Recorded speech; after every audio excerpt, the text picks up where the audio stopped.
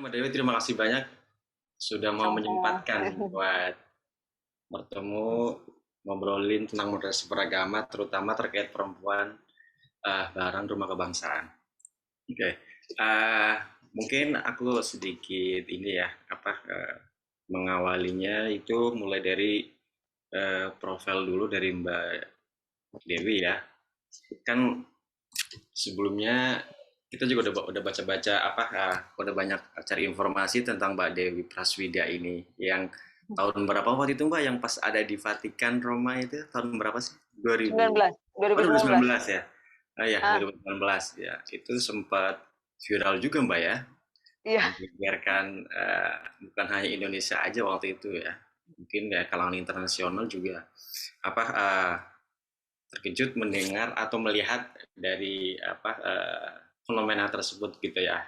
Oke, Mbak. Itu di sana eh, kenapa ada di Vatikan atau di Roma itu, Mbak?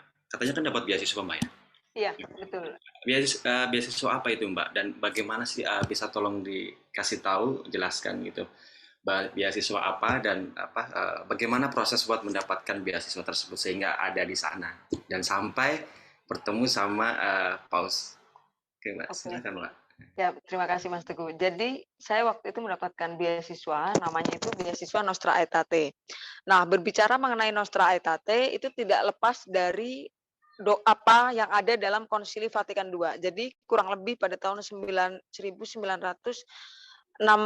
sampai 65, kalau saya tidak keliru, itu kan Gereja Katolik Roma itu melakukan mungkin kalau istilahnya dalam agama Islam itu ijtihad ya, gimana? Yang, besar-besaran gitu loh.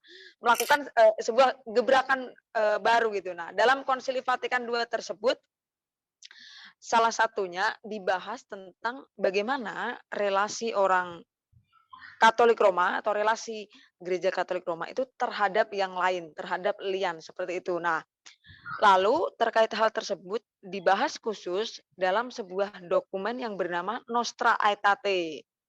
Yang kemudian Nostra Aetate tersebut menjadi sebuah nama beasiswa, nama yayasan pemberi beasiswa milik pemerintah negara Vatikan yang memberikan beasiswa kepada orang-orang di luar Gereja Katolik Roma, orang Islam, Hindu, Buddha, Konghucu, Kristen Protestan, Yahudi, bahkan penghayat kepercayaan itu juga banyak diberikan beasiswa tersebut.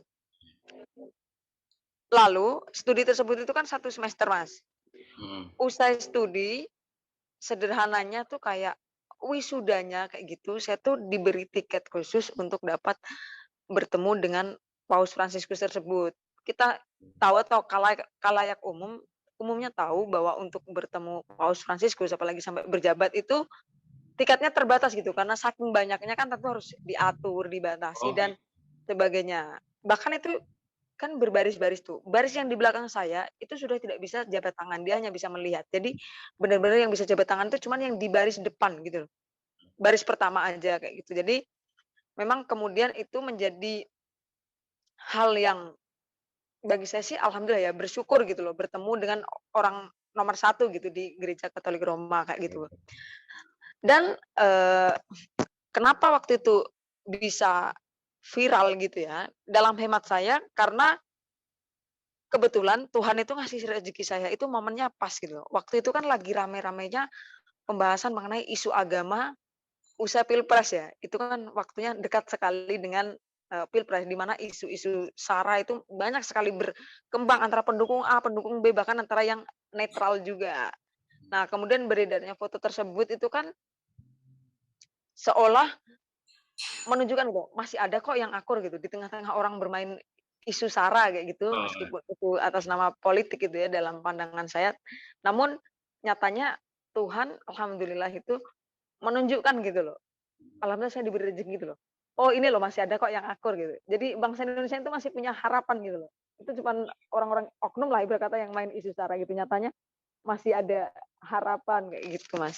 ya siap-siap. Oh, jadi dari fenomena itu kita bisa sebenarnya sudah bisa merasakan ya bahwa memang ada harapan untuk keharmonisan bersama gitu ya, ya Mbak, kurang lebih seperti Mbak yang Dewi ya. Dan pada waktu Betul. beri beasiswa tersebut itu sebenarnya kriterianya apa sih Mbak? Apa sehingga Mbak Dewi itu bisa mendapatkan itu? Apakah ada kriteria kriteria khusus gitu Mbak? Sehingga nanti apa Mbak Dewi apa ikut join di bisa mendapatkan beasiswa tersebut. Oke. Jadi begini Mas, sebenarnya beasiswa tersebut tidak rigid seperti beasiswa pendidikan formal misal S2, S3, S1 dan sebagainya. Namun memang beasiswa tersebut mengutamakan orang-orang yang mendapatkan rekomendasi Mas. Oh, Mengingat beasiswa tersebut kan diberikan untuk orang-orang non Katolik Roma untuk belajar kan, belajar lintas agama termasuk salah satunya kan ya belajar tentang kekristenan juga kan, lintas agama itu. Misal saya Islam kan saya belajar Hindu, Buddha, Konghucu, termasuk Kristen, Yahudi dan sebagainya. Nah, nampaknya itu kan di beberapa kalangan itu kan masih cukup sensitif juga ya Mas. Kalau misal terang-terangan beasiswa studi lintas agama di Vatikan gitu, dari pemerintah Vatikan itu nampaknya itu akan gimana ya, kadang-kadang teman-teman Kristen itu bagi-bagi mie instan aja udah disebut kristenisasi gitu, apalagi kalau mereka ya, tuh apa, kristenisasi gitu lah ya. heeh, kayak gitu kan. Itu semua pengumumannya, Mas, di website-nya pemerintah Vatikan itu ada, pengumuman pembukaan beasiswa tersebut itu ada. Namun mungkin tidak semua orang mengakses gitu loh. Oh, Nah, lalu memang diutamakan yang mendapat rekomendasi sebagaimana saya dulu, saya mendapat rekomendasi dari tokoh jaringan Gus Durian Semarang yaitu Romo Alois Budi Purnomo gitu kan. Karena oh saya, gitu. apa, sering ikut kegiatan jaringan Gus Durian Semarang gitu, saya banyak belajar di sana gitu dan kemudian di sisi lain kenapa mengutamakan rekomendasi, ada juga Mas, menurut cerita dari panitia gitu, ada kok yang setelah dapat beasiswa itu tuh bukan semakin memahami, mengerti apa yang sudah ia pelajari gitu ya Mas, Hmm. malah dia tuh semakin merasa berontak gitu loh. Jadi misal gini, saya kan pernah mendapat kelas tentang kontradiksi teologi Islam Kristen gitu ya. Nah, pemahaman Isra Mi'raj dalam pandangan teman-teman Kristiani dengan Islam tentu itu berbeda kan. Nah, itu bagi saya wajar-wajar saja gitu, kedua agama memiliki pandangan yang beda gitu.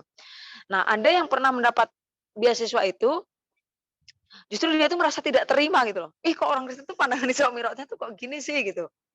Nah, jadi apa ya, belum ada titik dia menempatkan bahwa iya ini iya loh, ini tuh kita kan lagi belajar Islam dari sudut pandang mereka kayak gitu, Mas. Jadi nah, kemudian mungkin dari hal-hal seperti itu pula yang kemudian kan pemberi beasiswa itu lebih hati-hati. Mereka nggak ngamalin takutnya dituduh yang enggak atau dituduh doktrinasi dan sebagainya. Makanya karena kalau mereka sudah mendapat rekomendasi kan berarti pemerintah Vatikan itu percaya gitu kan. Pemberi Iya, rekomendasinya itu pasti sudah kenal, sudah tahu dan iya. gimana ya, dia tahulah ilmunya ini akan dibawa kemana, diarahkan kemana itu tahu kayak gitu, Mas. Tapi apa maksudnya selain perbedaan pandangan itu tadi terkait tadi seperti Mbak Dewi bilang tentang apa pandangannya di agama lain tentang Isra Mi'raj itu dan dia sehingga apa memberontak gitu dan pada akhirnya nanti apa yang memberontak ini apakah terus berlanjut apa mengikuti di program-program di beasiswa tersebut ataukah masih kekeh gitu aja di Konon, tersebut tetap mengikuti sampai selesai, Mas. Namun memang kemudian ya jadinya pasif aja gitu loh. hmm, Jadi seperti apa ya, ilmu yang didapatkan itu ya udah untuk dia sendiri gitu. Karena misalnya gini ya, saya misalnya ketika saya belajar di sana, saya tuh menemukan atau mendapatkan ilmu baru mengenai Trinitas nih, misalnya gitu ya. oke. Misalnya gini, beberapa teman Islam itu kan masih ada yang memahami bahwa Trinitas itu apa, Allah Bapa, Putra, dan Ibu gitu kan. Nah, ketika saya belajar di sana kayak gitu kan, saya tuh kan, mendapatkan ilmu bahwa itu bukan Bapak, Ibu, Anak gitu, ternyata yang satunya itu kan Roh Kudus gitu kan, tidak ada disebutkan, Allah Ibu misalnya seperti itu. Itu bagi saya ketika saya bertemu dengan teman Islam saya yang masih memiliki pandangan bahwa salah satunya di Trinitas itu Ibu, saya tuh berani, mengatakan gitu, yang mereka pahami itu bukan gini gitu. Nah, kemudian ada yang tadi saya ceritakan, itu dia, apa ya, hatinya tuh tidak berkehendak mengatakan gitu loh, Mas. Oh, Meskipun itu benar gitu loh, kayak iya. gitu. Jadi, kembali lagi terkait apa, syarat beasiswa tadi memang kemudian ya diutamakan yang direkomendasikan dan tentu mereka memang siap menerima perbedaan kayak gitu, Mas. Memang tujuan dari beasiswa itu setelah selesai menempuh program atau pendidikan di sana, itu tujuannya untuk apa, Mbak? Untuk diperuntuk apa? Misalkan dari Mbak Dewi, apa alumni atau jebolan dari apa beasiswa tersebut. Itu tujuannya sebenarnya untuk apa? Nah, sejauh yang saya pahami tujuannya itu ya saling belajar.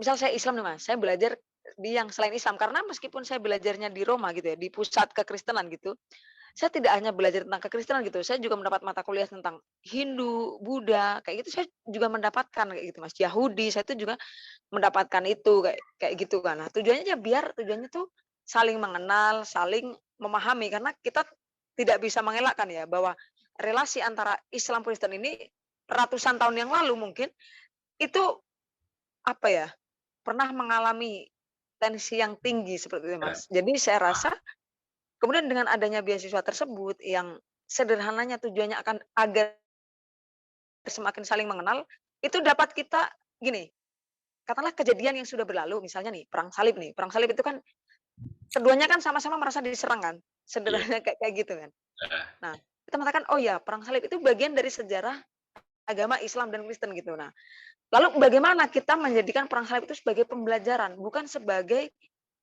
alasan untuk dendam gitu loh, alasan untuk saling bermusuhan gitu loh. Jangan sampai anak cucu kita kelak itu menanggung dendam masa lalu gitu loh, Mas. Misalnya nih, saya Islam gitu, terus misalnya Mas Teguh nih Kristen gitu kan. Entar saya bilang ke anak saya nih, "Ih, jangan berteman sama anaknya Mas Teguh nih. Enggak, dia tuh kan orang apa, Kristen dulu perang salib nyerang agama kita," gitu kan.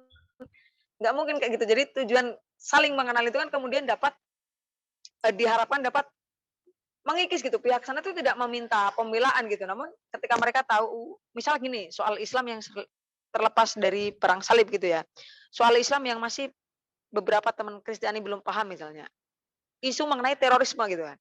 Nah, Oke. ada loh jadi saya tuh pernah bertemu salah satu suster, Mas, itu katanya untuk pertama kalinya dia ketemu orang Islam itu adalah saya, itu dalam sebuah forum seminar. Saya bersyukur sih gitu, saya menjadi orang pertama yang ketemu dia gitu. Nah, tapi memang menyeramkan juga ketika beliau itu cerita gitu. Ya, berita yang saya terima tentang Islam ini adalah bahwa Islam ini teroris, ngajarin apa, poligami gitu. Kemudian poligami dalam pandangan dia itu lebih ke aktivitas apa, pemuasan hasrat seksual kayak gitu kan. Iya. Nah, ketika saya bertemu dia, kita ngobrol, minimal dia itu kan memiliki pandangan baru gitu. Oh iya, poligaminya tuh bukan perkara apa, pemuasan hasrat seksual kayak gitu. Oh iya, apa, terorisme itu tidak pernah diajarkan dalam Islam, itu hanya orang-orang oknum-oknum saja yang apa, kurang tepatlah apa, memaknai ayat kayak gitu pun sama ketika saya belajar, tentang mereka nih, misalnya tentang dugaan apa, mengubah kitab suci dan sebagainya itu kan akhirnya saya mendapat ilmu, dia mendapat, kita saling mengisi. Oh ya udah gitu, kalau udah saling tahu, udah saling paham, melalui beasiswa tersebut kan saling mengenal gitu, Mas. Ya udah akhirnya saya semakin tidak ada masalah lagi gitu loh, semakin tidak memiliki kerisauan lagi kan. Karena udah tahu kayak gitu, Mas. Oh ya dia tuh pandangannya gini karena gini, oh kita gini karena gini, kayak gitu, Mas. Ya, berarti memang apa tujuan dari apa beasiswa atau pembelajaran tersebut memang agar mengenal satu sama lain gitu lah ya. Betul, Mas. Dan tentunya bisa saling mengoreksi antar lintas Mmm, agama itu masing-masing gitu betul ya. Jadi biar apa bisa membangun apa keharmonisan ke depannya nanti gitu. betul. Apakah apa dari situ juga dimintain pendapat kah gitu? Misalkan apa apa yang harus dilakukan misalkan dari Vatikan sendiri terus dari misalkan dari muslimnya atau dari umat Hindunya itu gimana? Apa dimintakan pendapat juga tentang bagaimana strategi atau membangun apa membangun perdamaian gitu misalkan melalui dari beasiswa tersebut. Oke.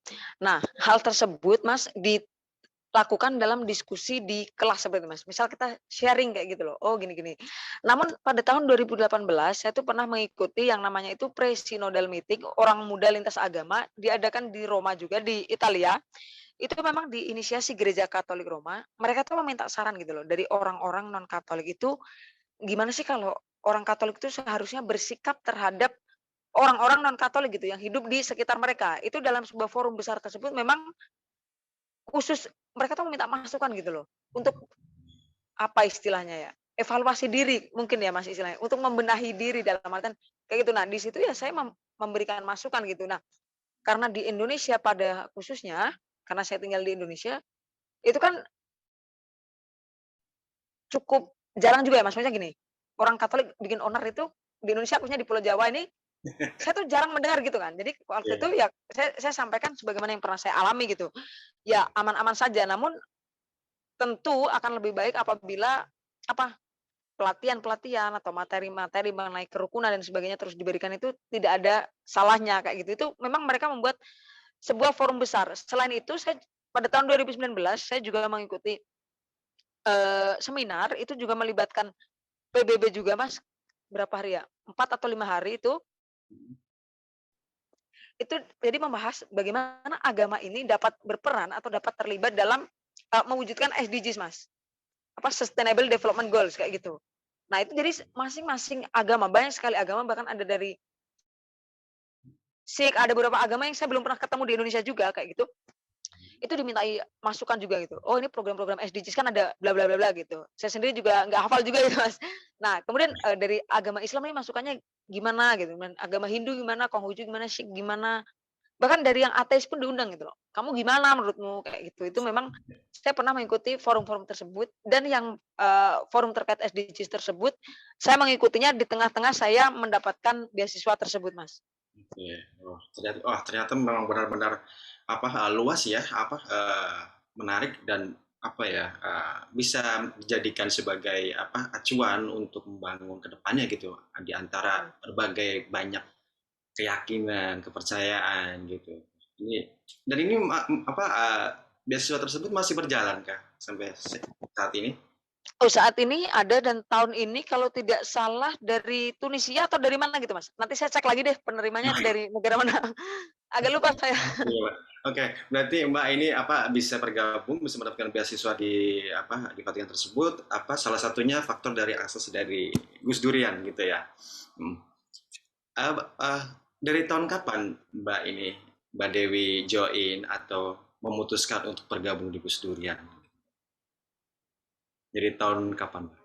Saya bergabung di jaringan Gus Durian itu pada mulanya adalah 2017 di jaringan Gus Durian di salah satu universitas di apa, di Semarang kayak gitu, Mas. Itu ceritanya koordinatornya tuh Kristen nih dulu. Nah, Hmm. karena dia Kristen, ada Gus Durian kan baru nih. Susah nih cari pengikut gitu, nyari anggota tuh susah gitu kan. Kan orang tuh identiknya Gus Dur itu NU Islam gitu ya. Ya. Selain presiden kan gitu kan. Susah, kemudian dia cari aja teman-teman deket dia gitu. Gabung dong minimal buat isi grup WhatsApp kayak gitu. Nah, dari situ setelah itu 2017 berjalan, barulah masuk ke jaringan Gus Durian Semarang. 2017 berarti ya. Heeh, mulanya 2017. Secara resminya saya benar-benar masuk gitu. Oke. Eh, dari tahun 2017 hingga saat ini sampai sekarang 2002. Mhm. Kira-kira apa saja Mbak yang apa kegiatan yang sudah dilakukan gitu? Maksudnya yang lebih apa ya, lebih mungkin menurut Mbak Dewi itu yang sedang dikerjakan benar-benar ini butuh prioritas banget nih apa dari kegiatannya di Gus Durian itu. Oke, jadi kalau kegiatan Gus Durian ini kan banyak banget ya Mas, itu Mas Teguh juga sering mendengar lah kayak gitu. Nah, Ya, kalau Mas. yang selama ini dari 2017 sampai 2022 ini, kita kan banyak sekali advokasi, misal advokasi penolakan pembangunan gereja nih, dulu yang sempat, ramai adalah GBI Telogosari Semarang. Kemudian di Semarang juga, Semarang dulu pernah terjadi penggusuran Mas. Di Semarang ya. Aduh saya tuh kok lupa nama wilayahnya, dulu penggusuran, kita juga berpartisipasi terhadap situ. Dulu bahkan kita juga turut, apa, mengundang siapa, petinju itu Chris John, itu juga mengadakan apa, kegiatan periksa kesehatan gratis, periksa gigi gratis, baksos dan sebagainya di tempat tersebut. Kemudian ini di masa pandemi ini, yang saat ini masih kerasa gitu ya pandeminya, kita semua semacam baksos juga, kita cari siapa sih yang terdampak pandemi gitu, bagi-bagi gitu. Dulu kan apa, hand sanitizer, masker dulu waktu langkah-langkahnya kasih. Ada yang bisa ngebantu beras, kita bantu salurkan kayak gitu. Jadi memang kegiatannya yang apa ya, yang langsung fisik gitu ya, kegiatan fisik di lapangan itu ragamnya seperti itu. Namun jaringan Gus Durian ini kan juga rutin setiap tahun mengadakan KPG ya, kelas pemikiran Gus Dur. Itu juga sering dilakukan. Selain itu juga teman-teman selalu proaktif gitu ya terhadap isu-isu mengenai kemanusiaan, khususnya adalah kebebasan beragama dan berkeyakinan yang sedang, in gitu, yang sedang tren gitu. Misalnya ini yang masih hangat juga toa masjid. Iya, Kita kan mungkin sih. teman-teman dari jaringan Gus Durian yang mereka memiliki kapasitas dan kapabilitas untuk menyampaikan misalnya ayat-ayat atau apalah yang terkait dengan ayat suci dalam ajaran agama mengenai azan misalnya. Mereka membantu turut, bersuara kayak gitu. Mhm. Terus mungkin, teman-teman yang lain yang mungkin bidangnya tidak langsung dalam hal fikih misalnya atau dalam hal agama gitu mungkin bisa membantu share atau membantu, meluruskan pandangan teman-teman juga terkait, toa masjid tersebut. Kemudian yang masih baru lagi nih, logo halal gitu, itu kan ada yang permasalahkan kan, apa namanya Mas, "Oh Iya, itu apa, hurufnya Jawa terlalu sentris. apa Mas, dipaksakan nih." Heeh, Jawa sentris dan sebagainya. Itu kan ada mungkin teman-teman yang saya baca nih di Twitter tuh ada, mungkin dia belajar ilmu arsitektur Islam atau bagaimana saya kurang tahu, namun dia mengatakan bahwa, "Oh ini tuh kalau dari ilmu kaligrafi itu masih bisa kebaca halal," gitu, nggak keliru. Itu saya pernah baca di Twitter kayak gitu. Namun ada juga yang, berpendapat lain. Jadi kalau untuk isu-isu yang terkini terkait kebijakan pemerintah, ya teman-teman yang mereka memiliki kapasitas dan kapabilitas sesuai bidangnya masing-masing tentu akan, turut serta bersuara kayak gitu. Misalnya SKB apa, yang minta dikaji ulang Mas, 2 menteri atau 3 menteri itu teman-teman yang mereka di bidang hukum juga akan membantu bersuara gitu, membuat, analisis gitu, kayak gitu. Jadi kegiatannya sih banyak gitu ya Mas, dan tentu kita juga harus siap dan sigap terhadap kegiatan yang on the spot gitu Mas, yang tiba-tiba ada kayak gitu kan. Nah, itu apa dari berbagai macam apa tadi apa misalkan penolakan pembangunan masjid, entah itu sama umat Muslim, tapi Mhm. beda aliran. Kayak terakhir ya kasusnya yang di mana Sulawesi ya, yang Ahmadiyah itu, yang Iya betul. Ahmadiyah itu ya. Mengenai hal-hal seperti itu, apa sebenarnya dalam apa proses atau mengkampanyekan eh, apa perbedaan-perbedaan ini sebenarnya dari Mbak Dewi sendiri kalau misalkan dari apa Gus Durian itu selama ini melihat gimana Mbak? Apakah itu misalkan ada terjadi apa gesekan konflik berdasarkan benar-benar murni dari perbedaan pandangan agama kah atau memang ada faktor-faktor lain Mbak? Oke. Kalau ini gini Mas, ini saya menyampaikan dalam pandangan saya pribadi. Rasanya kalau menyampaikan dalam pandangan Gus Durian saya harus koordinasi dengan teman-teman yang lain dulu gitu. Oke Oke, oke. jadi dalam pandangan, saya pribadi, hal tersebut pertama memang tentu mereka tuh selalu punya landasan, misalnya fatwa MUI misalnya terkait Ahmadiyah ya. Mereka Hmm. tuh selalu menggunakan, dalih fatwa MUI, kayak gitu. Lalu yang kedua, umumnya sebenarnya mereka tuh biasa aja gitu loh, mau itu Ahmadiyah kayak mau Muhammadiyah, mau NU, mau LDII, mau MTA, mau aliran apapun selama nggak saling mengganggu sebenarnya biasa aja gitu. Nah, namun umumnya ada orang yang provokasi pakai misalnya fatwa atau ayat dan sebagainya kayak gitu loh. Hmm. Jadi, menurut saya terkait misalnya penolakan masjid atau penolakan gereja, itu tidak serta-merta orang kemudian timbul dari hati, namun selalu ada yang apa ya Mas, ngomporin gitu ya mungkin istilah, Oh, baik, baik. kasarnya gitu kan. Kan Memanfaatkan ya setelah sedikit karena ya. gini, menurut saya gini Mas, naluri manusia itu kan kita sama-sama sesama manusia, selama hidup tidak saling mengganggu, itu kan nggak jadi soal gitu loh Mas, kayak gitu. Jadi menurut saya tentu itu ada yang memberi masukan lah, bahasa halusnya ya.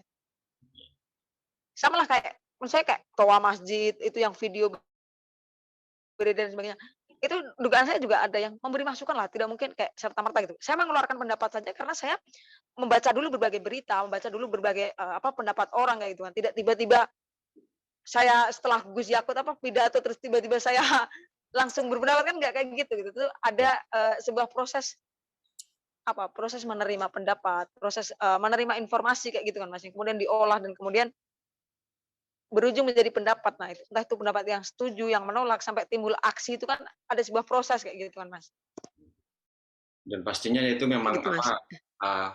banyak apa pihak-pihak yang terlibat di dalamnya ya. Mungkin kita tidak tahu gitu kali. Iya, betul sekali Mas, saya sepakat. Nggak mungkin lah satu orang doang gitu, pasti ada banyak orang terlibat dengan berbagai latar belakang gitu.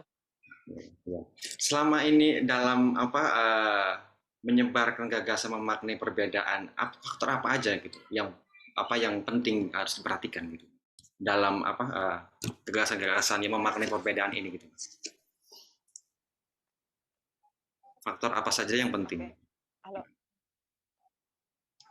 Jadi yang pertama kita harus menyadari gitu Mas, bahwa segala bentuk perbedaan, keberagaman ini juga ciptaan Tuhan loh. Ini tuh kehendak Tuhan gitu kan. Kalau saya tidak keliru, dalam Al-Qur'an itu kan juga dikatakan kan bahwasanya kalau Tuhan itu mau kayak gitu kan, itu bisa gitu loh. Tuhan itu menciptakan semua ini sama gitu.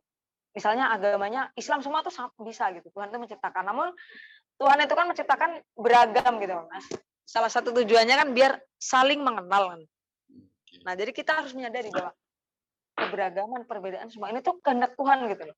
Itu yang kuasa gitu loh, yang mentakdirkan semua ini terjadi kayak gitu.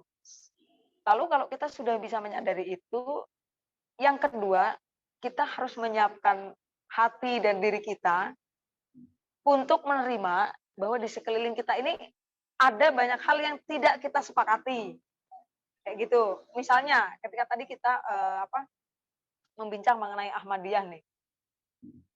Saya tidak memiliki keyakinan mengenai pendiri Ahmadiyah kayak gitu. Nah, teman-teman Ahmadiyah ini memiliki keyakinan tersendiri mengenai pendiri Ahmadiyah. Nah, saya harus siap gitu loh menghadapi hal yang tidak saya sepakati. Secara iman, saya kan tidak sepakat dengan pendiri Ahmadiyah gitu. Namun secara diri saya ini sebagai manusia yang hidup saling berdampingan, ya saya sepakatnya tuh sepakat dengan hal yang tidak saya sepakati gitu. Gimana ya? Belibet ya saya ngomongnya. Oh ya udah gitu kan kayak oh ya udah kamu memiliki iman terhadap pendiri Ahmadiyah, ya sudah gitu. Dan saya tidak memiliki iman terhadap pendiri Ahmadiyah, bagi mereka ya sudah gitu. Kemudian sama-sama tidak menjadi masalah kayak gitu kan, Mas. Nah, Nah, itu lalu gimana, ya, Mas? ya. Apakah itu termasuk yang dinamakan moderasi beragama? Berbicara mengenai moderasi beragama ya. Dalam hemat saya, moderasi beragama tuh gini Mas, sederhananya. Daripada kamu tuh ngomong bikin onar, mendingan diem gitu.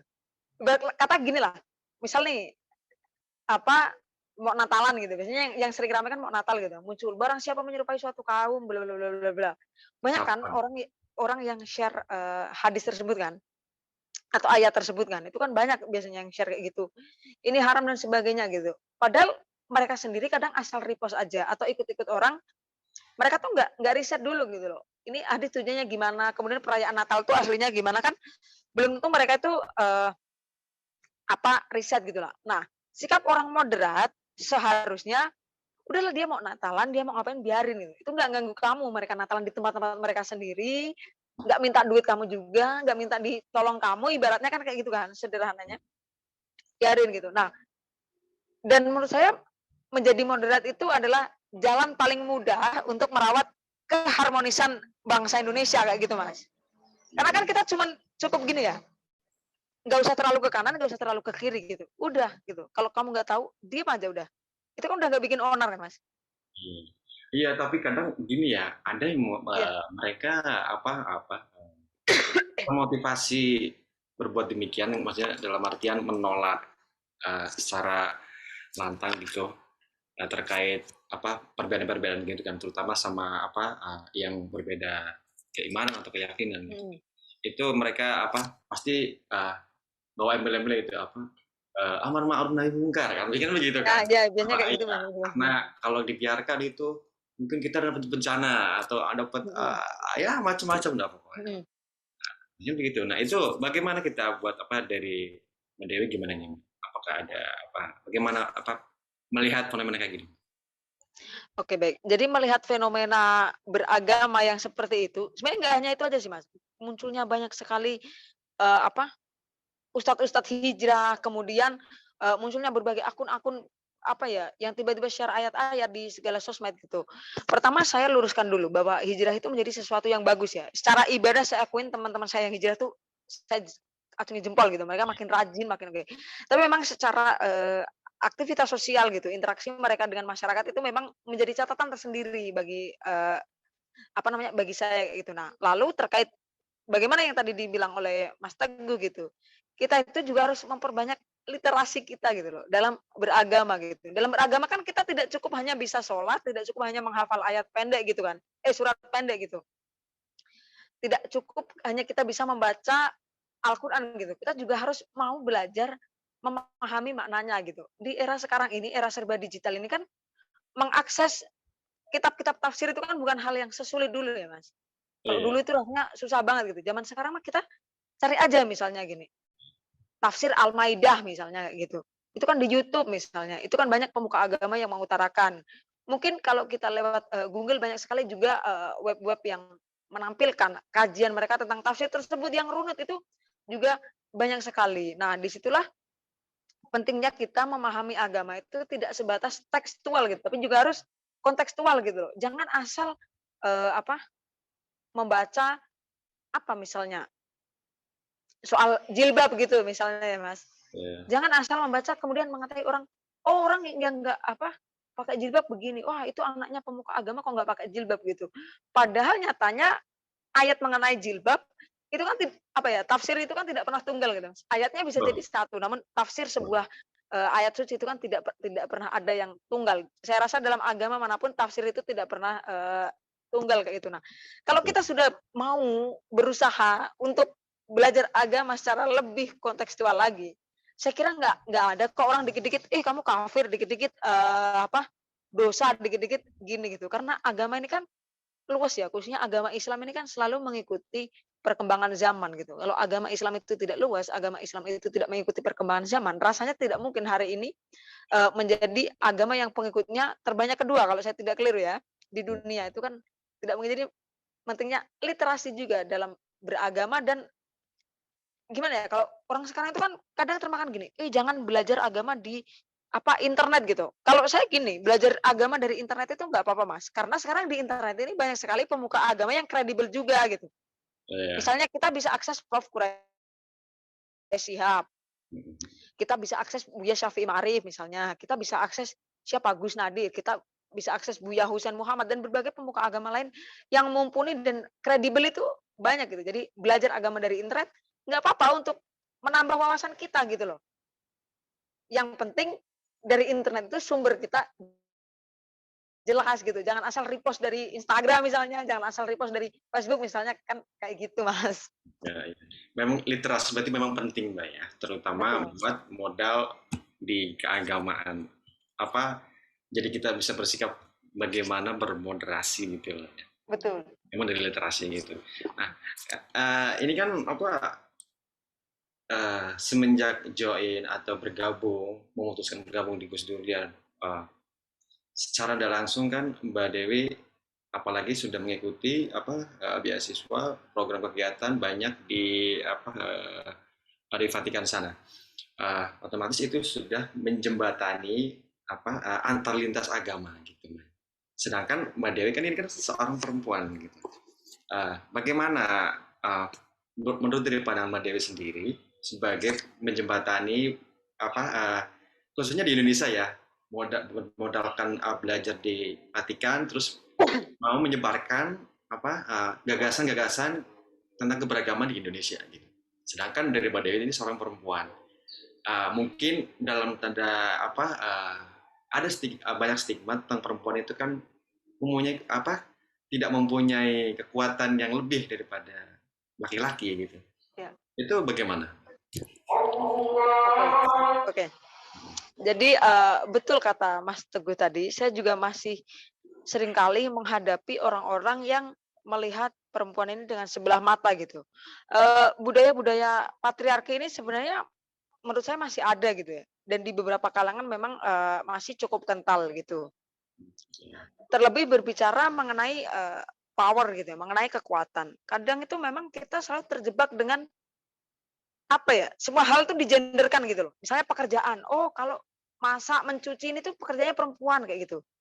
Kalau mencari uang itu pekerjaannya laki-laki gitu. Padahal perempuan dalam kondisi tertentu yang memang dia harus, selain karena keinginan gitu ya, kalau di era sekarang ini kan banyak sekali perempuan yang memilih menjadi, wanita karir, mandiri kayak gitu kan. Namun dalam kondisi tertentu memang banyak sekali, perempuan-perempuan yang mau tidak mau dia harus bekerja gitu kan untuk, menghidupi keluarganya kayak gitu. Jadi dalam tataran itu sebenarnya pekerjaan itu apa ya, hal-hal itu tidak mengenal gender gitu loh. Ini punya perempuan, ini punya laki-laki kayak gitu kan. Itu tidak apa, seharusnya tidak seperti itu gitu. Lalu berbicara mengenai menjadi jembatan gitu ya dalam hubungan antar umat beragama. Dalam pandangan saya, baik laki-laki maupun perempuan, mereka memiliki kesempatan yang sama gitu loh untuk bersuara gitu. Meskipun memang dalam beberapa kelompok agama itu memang ada yang memberikan apa ya, entah itu yang memiliki kesepakatan lah. Oh, kalau yang khutbah itu laki-laki, kalau perempuan gini itu memang dalam beberapa kelompok itu memiliki kesepakatan tersebut. Dan kemudian karena hal tersebut telah menjadi kesepakatan, saya pun tidak menyalahkan karena memang baik yang laki-laki maupun yang perempuan sepakat kayak gitu kan, Mas. Nah, lalu yang selanjutnya adalah eee, peran perempuan kayak gitu ya. Nah, perempuan tentu di era sekarang ini dalam hal membangun dialog lintas agama, khususnya, eee, bahasan utamanya adalah mengenai moderasi beragama, bisa, melakukan aktivitas-aktivitas itu yang sesuai porsi dan sesuai keinginan juga gitu loh, Mas. Kadang misalnya orang ini punya kapabilitas, tapi kalau tidak punya keinginan, kan gimana gitu. Misalnya gini, perempuan yang berprofesi sebagai guru kayak gitu kan, dalam mengajar tentu tidak salah ketika mereka juga menyisipkanlah pesan-pesan bagaimana menjadi orang yang moderat, bagaimana menjadi orang yang saling mengasihi satu sama lain, bagaimana menjadi orang yang menyadari gitu loh, bahwa banyak hal yang tidak kita sepakati di dalam kehidupan kita ini gitu. Lalu kemudian perempuan yang memilih menjadi, apa, yang memilih bekerja selain guru misalnya. Misalnya seperti saya ini kan kerjanya, tidak mengajarkan sesuatu kepada orang lain kayak gitu kan, pekerjaan utamanya. Itu mungkin di kantor itu ketika diskusi dengan teman-teman atau ketika sharing itu bisa, eee, menyisipkan juga gitu, terkait bagaimana gitu menjadi orang yang moderat, bagaimana menjadi orang yang bisa menghargai, orang lain kayak gitu. Kemudian perempuan mereka yang tidak memilih bekerja misalnya, perempuan yang memilih mengabdikan diri sepenuhnya, eee, mengasuh anak-anak di rumah itu. Mereka bisa, melakukan aktivitas-aktivitas untuk menumbuhkan kesadaran menjadi orang yang moderat, orang yang saling menghargai, saling mengasihi, itu yang pertama melalui, keluarga di rumah. Melalui, anak-anaknya seperti itu, Mas. Jadi sebenarnya banyak sekali peran-peran yang dapat dilakukan perempuan sesuai porsi dan keinginannya, masing-masing tanpa perlu takut gitu loh, "Oh kalau kamu gini," gitu. Saya sebenarnya pernah juga mendapat stigma gini, sebenarnya menurut saya agak nggak nyambung juga gitu, tapi gini, Mas, Oke. saya ini kan sering mengutarakan pendapat saya gitu ya, ke sosmed gitu, baik terhadap kebijakan pemerintah, baik berbagai aktivitas kebebasan beragama dan berkeyakinan gitu. Ada, orang yang mengatakan, "Wah, ini pemerintah aja dilawan gitu loh, apalagi nanti kalau punya suami gitu loh, kasihan laki-lakinya," dan sebagainya. Itu kan membawa-bawa, hal seperti itu kan. Kemudian kalau dalam diri saya, ya tentu saya tidak akan menikahi orang yang seperti itu gitu kan. Tentu saya akan, apa, bersama orang yang dia juga paham apa itu kesetaraan, paham akan, hak-hak manusia gitu, hak bersuara, hak berpendapat dan sebagainya tentu, dipahami. Nah itu sebenarnya menjadi tantangan, namun karena saya orangnya bodo amat juga terkait hal itu gitu, jadi nggak terlalu, saya Iya. gubris. Tapi tentu tidak semua perempuan itu memiliki, apa ya, dalam posisi sama seperti saya gitu loh. Mungkin ada mereka yang ingin menyebarkan moderasi beragama, namun tantangan utamanya misal suaminya, keluarganya, siap mereka mungkin, dikecam dengan dalih-dalih, "Oh kamu kalau nggak nurut ini kamu durhaka atau kamu masuk neraka," dan sebagainya, ada juga. Ada juga yang, apa, perempuan-perempuan yang tidak sempat gitu mempromosikan moderasi beragama, dialog lintas agama, karena kesibukannya yang terlalu sibuk. Jangankan untuk membahas moderasi beragama gitu, hidupnya udah sibuk ibarat kata untuk memenuhi kebutuhan keluarga dan sebagainya. Jadi memang perempuan ini memiliki hak yang sama dengan laki-laki, khususnya dalam perannya membangun, apa, dialog lintas agama pada khususnya mengenai moderasi beragama, namun tidak semua perempuan itu memiliki kesempatan dan waktu yang sama kayak gitu, karena mereka memiliki apa, kesibukan dan tanggung jawabnya masing-masing kayak gitu, Mas. Oke. Ya selama ini dalam apa, memberikan gagasan tentang makna Mmm. apa, saling menghormati antar umat beragama dan berkeyakinan itu, Adakah hambatannya, Mbak Dewi? Tentu ada, Mas. Hambatannya tentu pertama dianggap apa, itu di luar ajaran Islam, toleransi kebablasan, bahkan ada yang mempelesetkan toleransi menjadi telur asin dan sebagainya, kayak gitu kan, Mas. Itu kembali kepada pembahasan kita sebelumnya, Mas. Pentingnya literasi itu loh. Iya, Nah, literasi ya. iya makanya saya itu kan kalau mengutip apa, misalnya tafsir atau apa, saya kan mencari yang apa ya, yang benar-benar gitu loh, saya nggak mau asal comot kayak gitu kan. Terlebih saya kan gini Mas, meskipun saya terlibat aktif dalam berbagai kegiatan lintas agama, saya kan tidak pernah menempuh pendidikan formal misalnya pendidikan agama Islam atau ilmu tafsir kayak gitu kan Mas. Itu tentu menjadi beban moral bagi saya ketika berpendapat mengutarakan perkara ayat-ayat suci loh. Nah, jadi, memang kemudian menjadi beban moral tersendiri bagi saya ketika saya harus mengutarakan mengenai ayat-ayat suci gitu ya Mas. Meskipun saya ini orang Islam gitu, namun saya menyadari kapasitas saya tidak pernah menempuh pendidikan formal mengenai ilmu tafsir, pendidikan agama Islam dan sebagainya itu, ya itu beban moral tersendiri. Namun apabila menyampaikan mengenai pesan-pesan damai nih, misalnya bagaimana Nabi Muhammad bersikap terhadap umat lain kayak gitu, itu saya masih oke lah. Tapi kalau udah berhubungan dengan ayat suci, saya akan mencari referensi yang saya kutip gitu. Karena itu bukan, apa, Mhm. kapasitas saya gitu, Mas. Jadi ya itu, tantangannya tuh kita akan selalu jaga kafir lah, apa namanya, inilah, itulah, dan sebagainya. Itu adalah tantangan terbesarnya, maka kita perlu juga nih mendorong literasi itu, Mas. Dan apa, masih enjoy walaupun ada apa, mungkin sering ada stigma terus apa, hujatan yang datang gitu? Tentu saya sangat enjoy ya, Mas, karena saya tuh seneng kalau orang lain itu mendapatkan haknya gitu loh, Mas. Maksudnya gini, saya tuh senang gitu melihat orang lain bisa beribadah dengan tenang gitu, karena saya kan pernah berada dalam fase saya menjadi, eee, istilah yang familiarnya adalah mayoritas minoritas gitu ya. Saya menjadi mayoritas, dihargai saya pernah, ketika saya menjadi minoritas pun saya tidak kalah dihargainya gitu.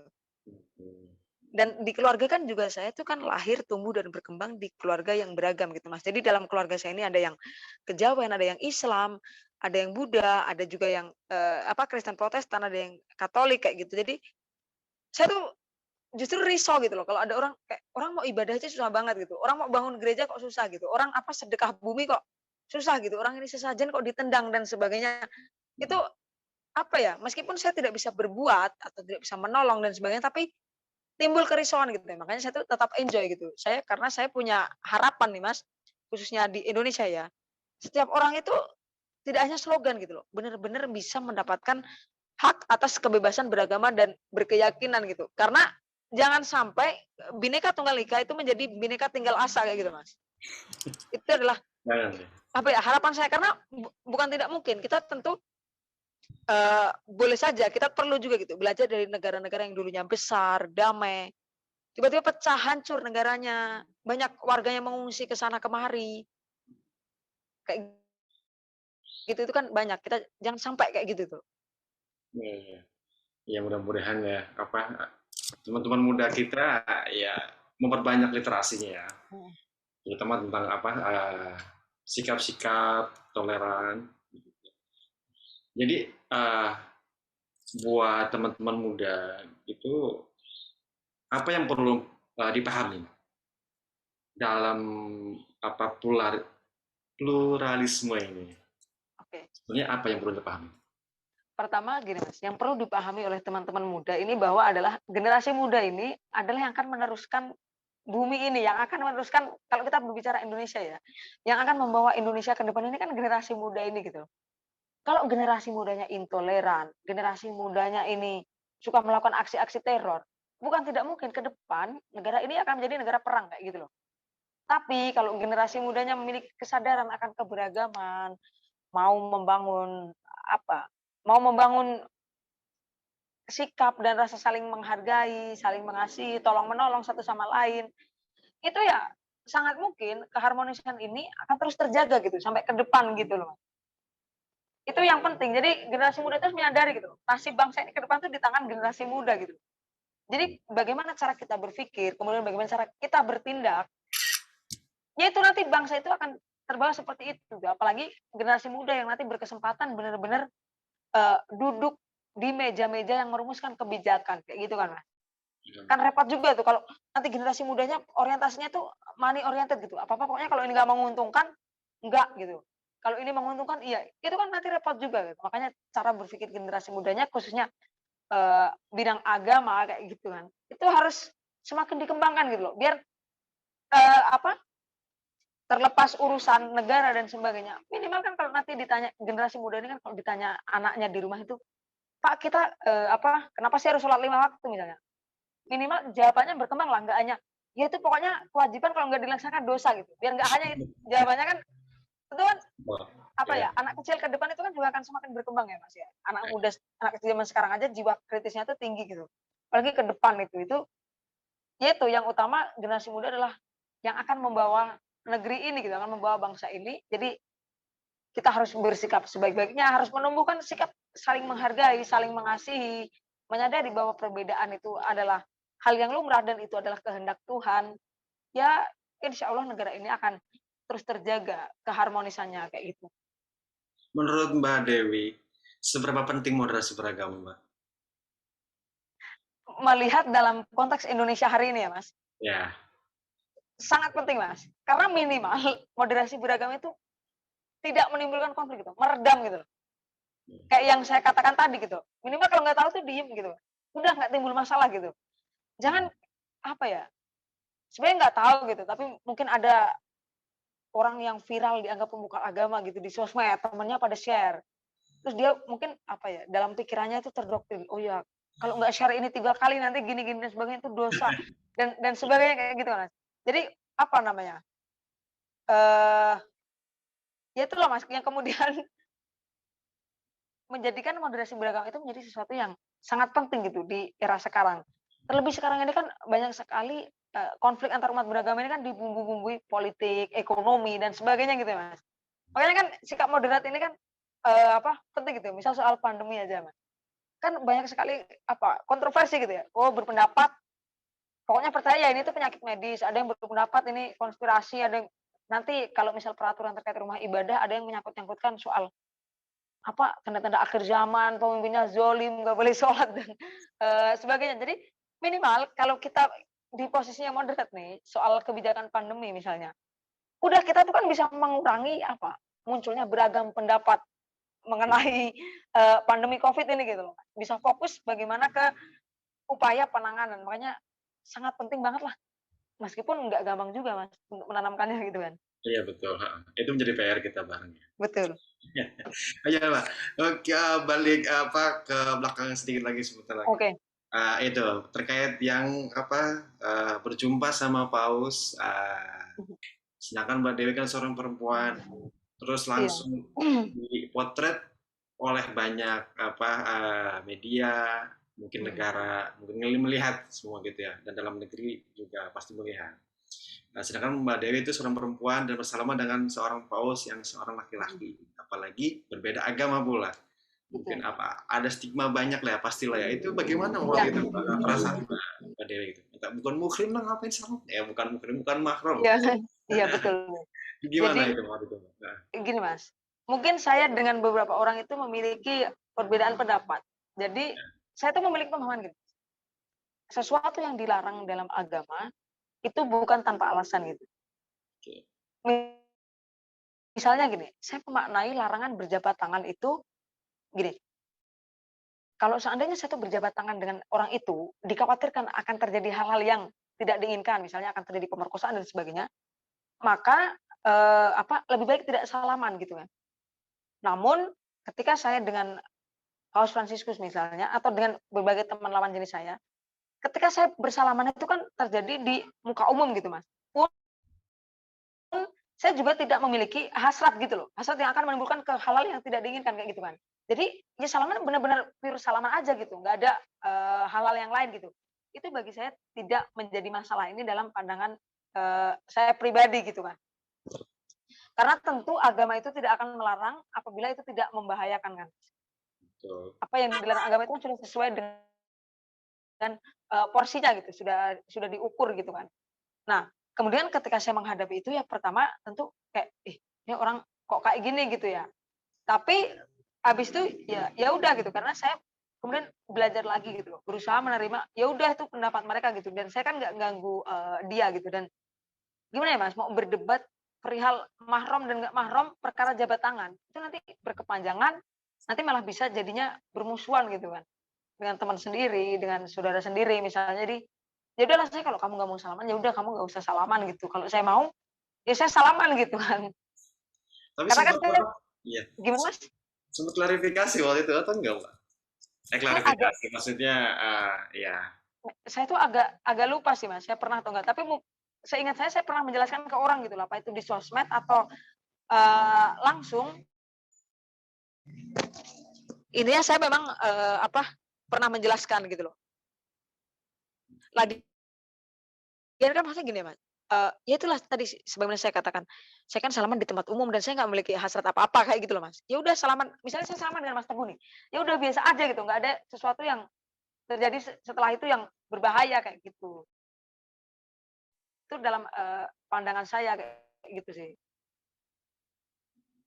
oh, iya. Waktu itu kan kayak apa, mungkin banyak lah ya, apa, komentar-komentar ini ya, apa dari masyarakat gitu, pas apa ngeliat fenomena Mbak Dewi dan Paus apa berjabat tangan gitu kan. Banyak kali fenomena apa Mmm, asumsinya ya mhm, tentang apa bukan mahram lah atau sebagai perempuan di sana itu apa eh, ya, ada kepentingan apa di sana sehingga mhm, sampai terus bisa bertemu sama si betul. Paus gitu.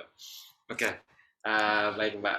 Mungkin apa kita perlu pesan-pesan kali Mbak ya, apa Oke. motivasi itu buat teman-teman, mungkin mereka yang mungkin mereka kayak tadi Mbak De bilang, yang perempuan, aku sebenarnya pengen kayak gitu, pengen apa mengkampanyekan atau memberikan gagasan-gagasan tentang apa menghargai perbedaan beragama berkeyakinan gitu, tapi mungkin literasinya atau kapasitasnya kurang gitu.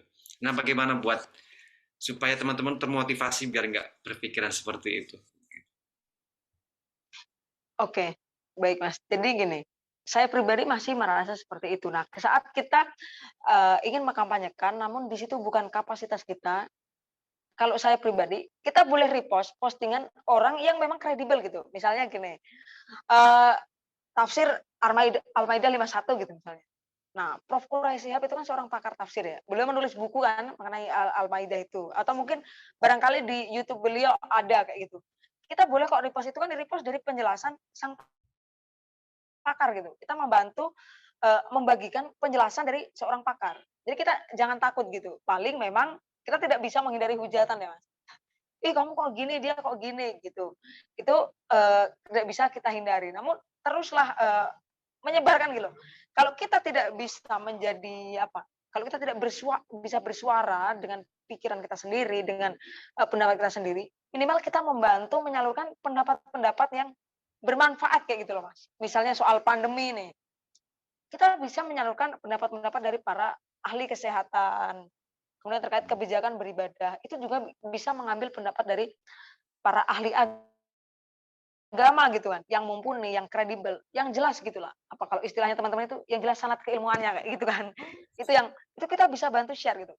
Kan nggak apa-apa kan kita bantu share milik orang lain karena itu jelas gitu loh, bukan share hoax dan sebagainya. Jadi itu minimal yang paling bisa kita lakukan. Kalau itu nyatanya memang masih berat, cukuplah diam daripada bersuara menimbulkan masalah gitu. Oke. Nah, Kalau itu yang harapannya bisa apa saya Mbak nih? Harapannya nih. Harapan buat ya apa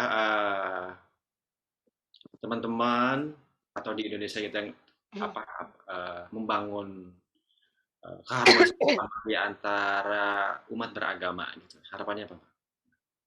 harapan saya bahwa generasi muda Indonesia dan seluruh masyarakat Indonesia dapat menjadi umat beragama yang tidak hanya hafal tentang ajaran-ajaran agamanya, namun juga bisa memaknai gitu dan memahami lebih lanjut. Kita harus mau belajar gitu loh.